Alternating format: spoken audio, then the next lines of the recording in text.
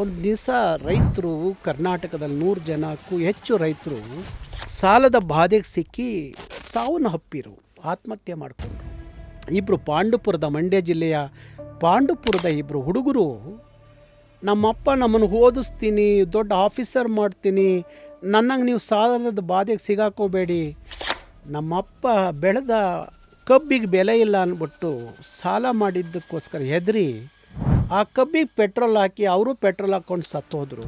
ಯಾರು ನಮ್ಮನ್ನು ಓದಿಸೋರು ಅಂತ ಕಣ್ಣೀರು ಹಾಕುವಾಗ ನಾನು ಅವತ್ತು ಭಾವುಕನಾದೆ. ಒಂದು ನಿಮಿಷ ಸೀದಾ ಆಫೀಸ್ ಬಿಟ್ಟು ಮನೆಗೆ ಹೋದೆ. ನನ್ನ ಹೆಂಡ್ತಿಗೆ ಕರೆದುಬಿಟ್ಟು ಹೇಳಿದೆ, ಆ 2 ಮಕ್ಕಳು ದತ್ತು ತೊಗೊಂಬಿಡೋಣ.